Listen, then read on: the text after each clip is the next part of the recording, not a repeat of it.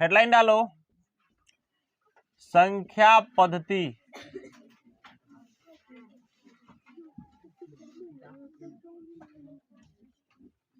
इसको बोलते हैं नंबर सिस्टम।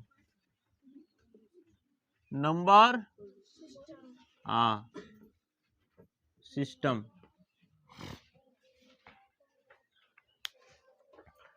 अब आज से हम नंबर सिस्टम के बारे में पढ़ेंगे। बेसिक हम पढ़ चुके हैं, नहीं? हेडलाइन डालिए, लिख लिए? आप समझिए, देखिए संख्या जब हम लिखते हैं, संख्या जो लिखाता है वो कहां से लिखाता है? अंक के मदद से लिखते हैं, लेकिन 0 से स्टार्ट होगा। 1 2 3 4 5 6, ऐसी तरह आगे बढ़ते जाओ, ठीक है? इसको बोलते हैं संख्या।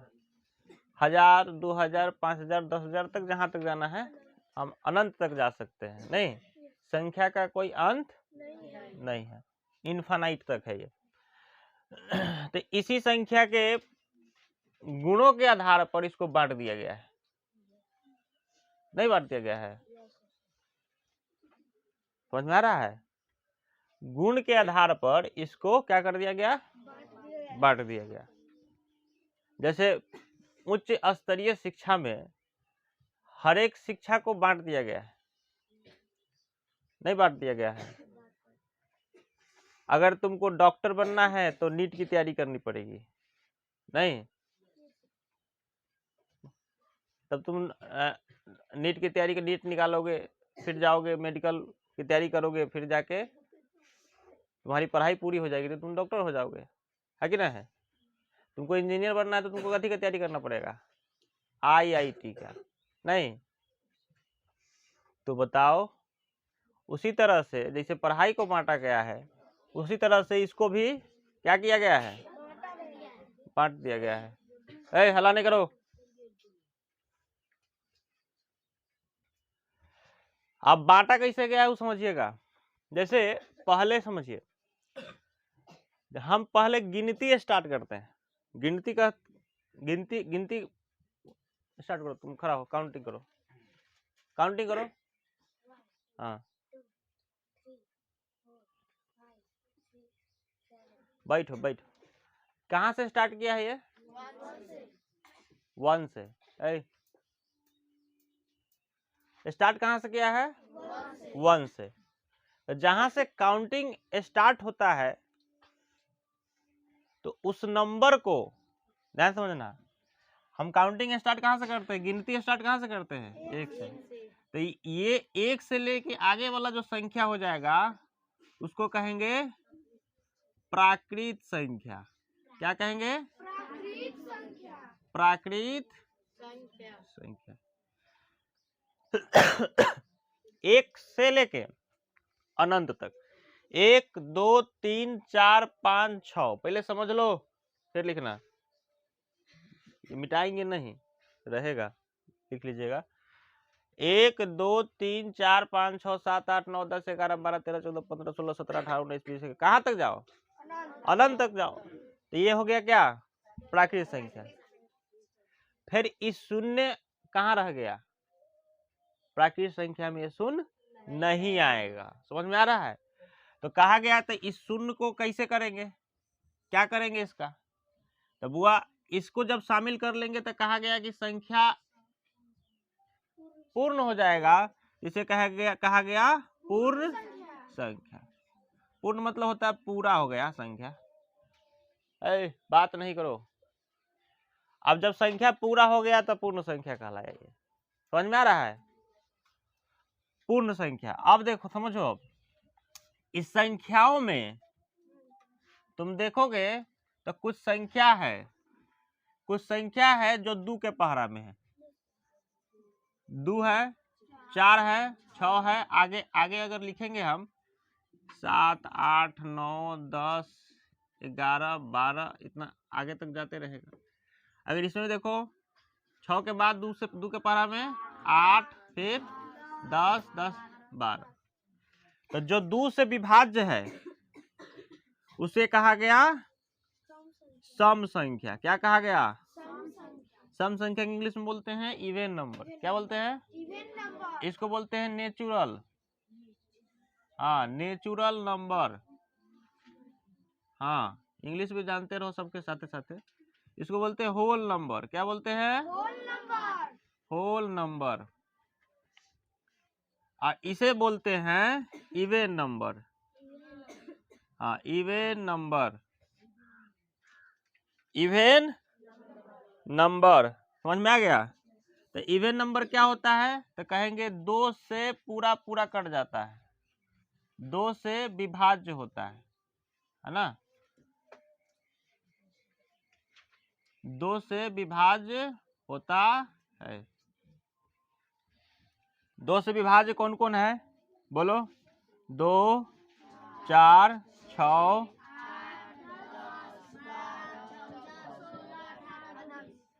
अनंत तक चले जाओ। तो ये सभी क्या हो गया? सम संख्या। क्या हो गया? सम संख्या। समझ में आ रहा है? कोई दिक्कत नहीं।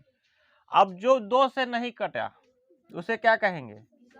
उसे कहेंगे विषम संख्या। जो 2 के पहाड़ा में नहीं होगा उसे कहेंगे विषम संख्या। समझ में आ गया? अब विषम संख्या जो नहीं कटे 2 से, यहां देखो 1 से 1, 3, 5, 7, 9। तो 1, 3, 5, 7, 9, हाँ 11 भी होगा, 13 भी, आगे जाओगे 15 भी, इस तरह से बढ़ते जाए। ये सब के सब जो है कथी है? विषम संख्या। समझ में आ रहा है? तो जो देखो, अब समझो, फिर से समझो। जो गिनती वाला संख्या होता है उसे कहते हैं प्राकृत संख्या, मतलब गिनती वाला संख्या, है ना? और जब गिनती की संख्या में के शुरू में क्या हम जो रख देंगे 0, 0 के जब इसमें सम्मिलित कर लेते हैं तो हमारा बन जाता है पूर्ण संख्या। समझ में आ रहा है? इस अब देखना ये प्राकृत संख्या में, पूर्ण संख्या को हमको नहीं देखना है। प्राकृत संख्या में, ये प्राकृत संख्या में देखिए कोई संख्या है जो 2 के पहाड़ा में है, कोई है 2 के पहाड़ा में नहीं है। तो जो 2 के पहाड़ा में है उसे कहेंगे सम, और जो 2 के पहाड़ा में नहीं है उसे कहेंगे विषम। समझ में आ रहा है? 2 से विभाज्य है उसे कहेंगे सम, जो 2 से विभाज्य नहीं है उसे विषम। 0, 1, 2, 3, 4, 5, 6, 7, 8, 9, 10, 11, 12, 13, 14, 15, इसी तरह अनंत तक जाइए। अनंत 8 को लटा देंगे तो अनंत हो जाएगा। अनंत का संकेत होता है। ये क्या हो गया? संख्या। अब इसी संख्या में पहला जो संख्या हम पढ़ेंगे उसका नाम है प्राकृत संख्या। हेडलाइन डालो, प्राकृत संख्या, नेचुरल नंबर। Natural number. अब बोलो, नेचुरल नंबर किसे कहते हैं? प्राकृत संख्या किसे कहते हैं? हाँ, गिनती की सभी संख्या को, हाँ, गिनती की संख्या को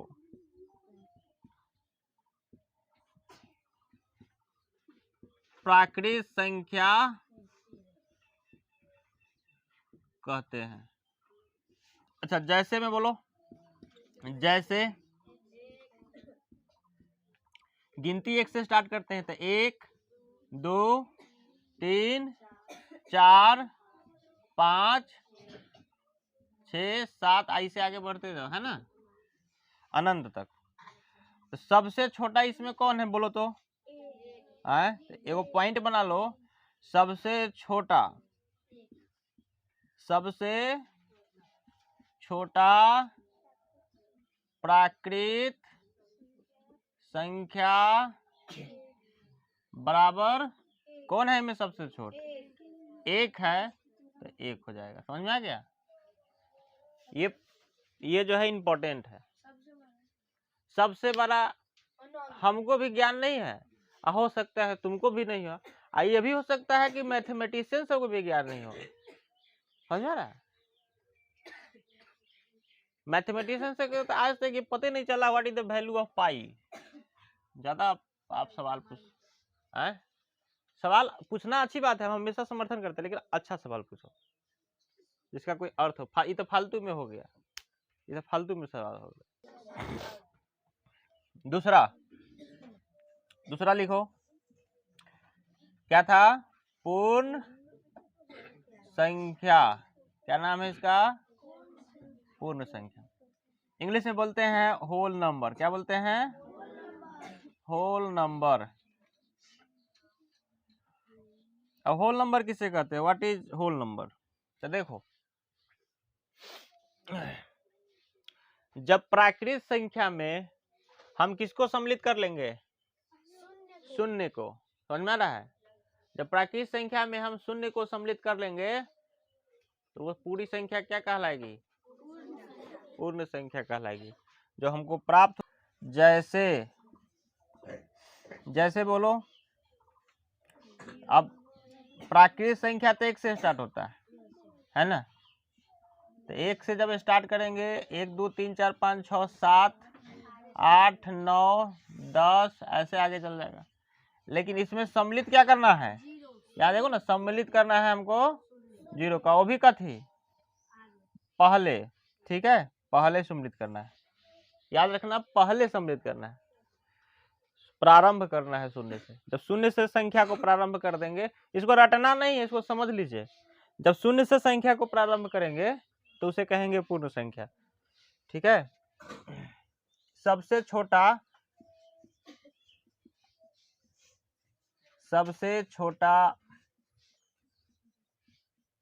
पूर्ण संख्या कौन है में? 0 है। कौन है? 0। सबसे छोटा पूर्ण संख्या बराबर 0। ठीक है, इसमें सबसे छोटा जो 0 ना है। कह सकते हैं कि 2 से कटने के आधार पर, मतलब 2 से विभाज्य के आधार पर संख्या कितने भागों में बांटा गया है? बट 2 भागों में बांटा गया है। जो कट गया वो सम, और जो न कटा वो विषम। समझ में आ रहा है? तो 2 से विभाज्य के आधार पर संख्या को कितने भागों में बांटा गया है? 2। ठीक है, तो 2 से विभाज्य के आधार पर समझना है, लिखना नहीं है। समझो, 2 से विभाज्य के आधार पर हम ये समझे कि 2 से विभाज्य के आधार पर संख्या को जो है कितने भागों में बांट दिया गया है? 2 भागों में बांट दिया। हम रटते हैं, इसको समझ लेना है, समझ लीजिएगा तो रटना छूट जाएगा। समझ लीजिएगा तो क्या होगा? रटना छूट जाएगा। सम संख्या, रटना नहीं है, समझो। दूसरा क्या है? विषम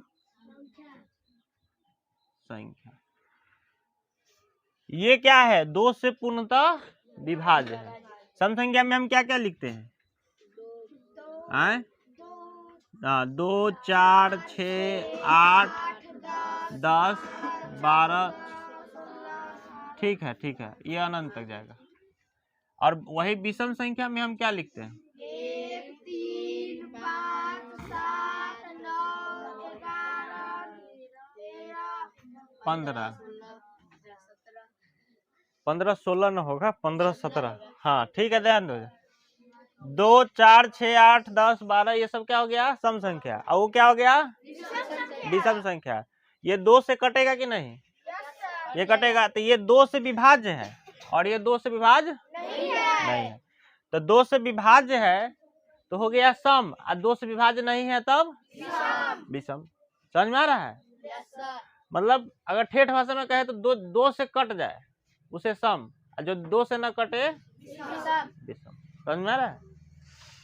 अच्छा, ये तो छोटी संख्या आ गया। ये छोटा छोटा है, मतलब पहचान लीजिएगा। लेकिन अगर हम दे दें कोई संख्या ऐसी कि जो बहुत लंबा हो, अब हम आपसे पूछ देंगे कि बताओ ये बुआ सम है या विषम है?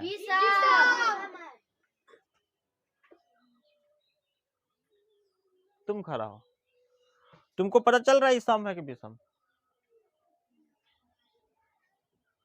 पता चल रहा है? नहीं। बैठो, अब किसको पता चल रहा है जो नया विद्यार्थी है? खड़ा होइए। क्या है विषम किसे है? बताओ कैसे है? सो पता होगा ना कोई रीजन होगा कि विषम है। देख के आप कैसे कह सकते हैं कि विषम है? आप तो भाग दीजिएगा, 2 से भाग दीजिएगा तब ना पता चलेगा कि हाँ ये 2 से कट रहा है कि नहीं कट रहा है, यही ना। आप देख के कैसे कह दीजिएगा कि विषम है कि सम है?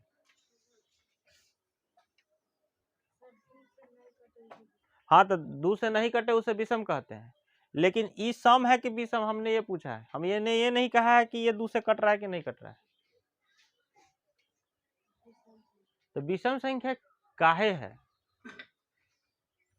ये 2 से नहीं कट रहा है, तो आप तो भाग नहीं दिए हैं, कैसे कह दिए कि 2 से नहीं कटा है?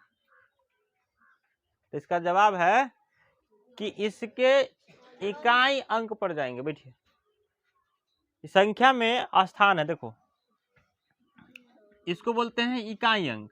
दहाई, सैकड़ा, हजार, 10,000, लाख, 10 लाख। तो इसके जाना है इकाई अंक पर। क्या जाना है? मतलब सबसे दहीना जो अंक होगा उस पर जाएंगे। तो आप लिखते हैं ना, तो लिखते हैं तो बायां दहीना, तो दायां सबसे जो अंक होगा उस पर जाएंगे। समझ में आ रहा है? तो इकाई अंक को देख के हम कह सकते हैं कि पूरा संख्या सम है कि विषम। हम एक एक अंक को देखेंगे और कह देंगे कि सम है कि विषम। जादू है, जादू ना हुआ? कैसे जादू है? कुछ जादू नहीं, पढ़ाई है। जादू कैसे है? तो कहेंगे बुआ ध्यान समझो, जब संख्या के इकाई अंक, कौन अंक? इकाई अंक, इकाई अंक जब क्या रहेगा? 1, 3, 5, 7 और 9 ये रहे तो उसे कहेंगे विषम संख्या। क्यों कहेंगे? क्योंकि ये पांचों जो है ना, ये पांचे 2 के पहरा में नहीं है। पांचों है 2 के पहरा में नहीं। और इसके अलावा अगर इकाई अंक अगर हमारा हो गया कौन? 0, 2, 4, 6, 8, ये पांचों रहा तो हम कहेंगे सम संख्या। क्या कहेंगे? सम संख्या। समझ में आ रहा है? यदि इकाई अंक, इकाई मतलब समझ गए इकाई अंक किसे कहते हैं? अंतिम वाला अंक। अंतिम अंक अगर हमारा ये पांचों रहता है तो होता है विषम, अगर ये पांचों हो तो सम। समझ में आ गया? तब बड़ी संख्या को कैसे आप पहचानिएगा सम विषम? तो कहेंगे कौन अंक देख के? इकाई अंक देख के। कौन अंक देख के? इकाई। हम सीधे कहेंगे कि इकाई अंक देखेंगे और पता कर लेंगे कि ये कौन सा संख्या है, सम है कि विषम। तो यही बात है। आप इसमें देखे हैं कि ये 5 था, तो देखो विषम में 5 है कि नहीं है, तो इसलिए ये विषम संख्या है। समझ में आ रहा है? हाँ, भाग दे के एक तो प्रक्रिया वो है, लेकिन देख के बता देने की प्रक्रिया ये है। समझ में आ रहा है सबको? पीछे वाले को समझ में आ रहा है? हाँ। तो संख्या बड़ी सम तथा विषम संख्या की क्या पहचान? इसकी पहचान है, अपना पहचान है कि कहता है हम सम रहबो तो हमारा अंत में ये रहेगा, है ना? कहता है कि मेरे अंत में ये रहेगा, अगर हम विषम रहेंगे तो मेरे अंत में ये रहेगा। ये नहीं रहेगा, अंक रहेगा। समझ आ रहा है? सम के अंक, सम के इकाई अंक क्या होता है? सम संख्या का इकाई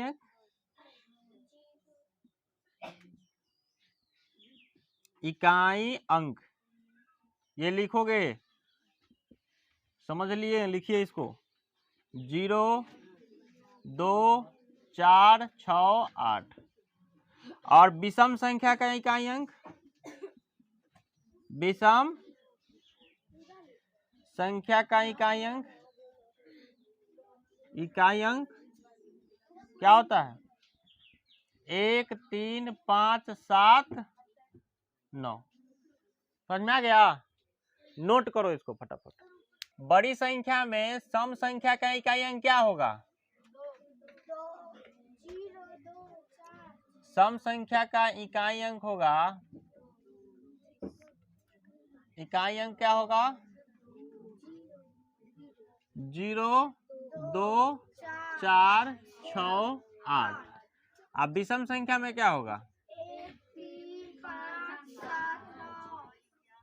अब विषम संख्या का इकाई अंक होगा 1 3 5 7 9। यही ना होगा?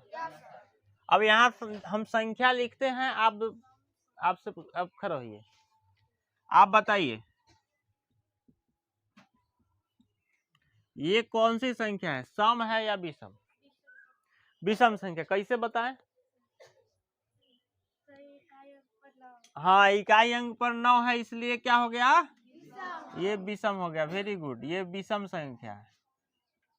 बैठ जाओ, ये विषम। तुम्हारा नाम क्या हुआ? अमित कुमार। आप अब नया बैच में ज्वाइन किए है ना? हाँ ठीक है, समझ में आ रहा है आपको? बताइए ये कौन संख्या है? कैसे है सम संख्या? क्योंकि इसके अंत में 0 है। हाँ, क्योंकि इसके अंत में क्या है? 0 0 है, तो ये कौन सी संख्या हो जाएगा?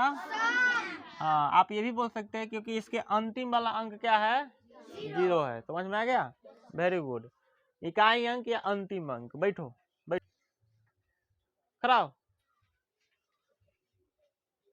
बताओ, तुम बताओ,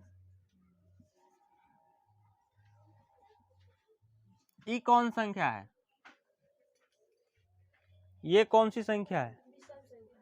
क्यों है विषम संख्या? क्योंकि इसके लास्ट में 5 है, तो ये क्या हो गया? विषम संख्या। पहचान में आ गया? अब सम संख्या विषम संख्या में कंफ्यूजन नहीं होगा? किसी कंफ्यूजन नहीं होगा? खराब हुआ, तुम खड़ा तो खड़ा हो। तुम बताओ, ये कौन संख्या है? ये संख्या कौन सी संख्या है? सम है या विषम? सम क्यों है? हाँ, क्योंकि इसके लास्ट में 4 है, तो ये सम संख्या। वेरी गुड, बैठ जाओ, बैठ जाओ। समझ में आ गया? समझ में आ गया?